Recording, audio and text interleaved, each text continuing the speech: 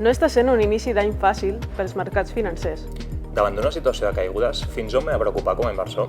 Et donem les claus en 2 minuts.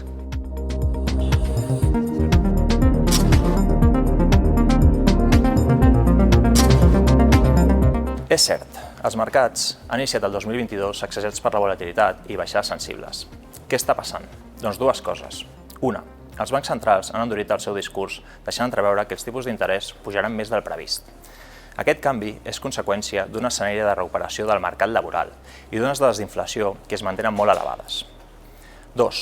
La tensió geopolítica entre Rússia i l'OTAN genera incertesa econòmica i això afecta els mercats, que en el que portem d'any han arribat a caure fins a un 10% als Estats Units i a prop d'un 5% a Europa.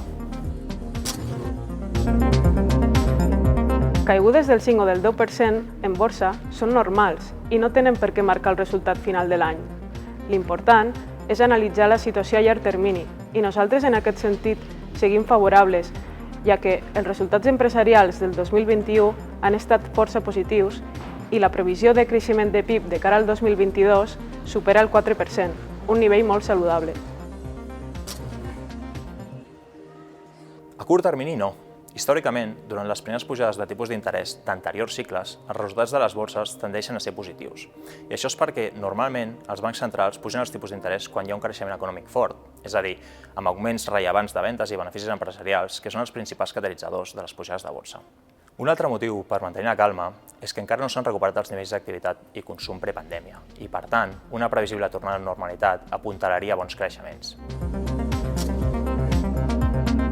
En situacions inestables es generen bones oportunitats per comprar a preus atractius si el nostre horitzó d'inversió és a llarg termini.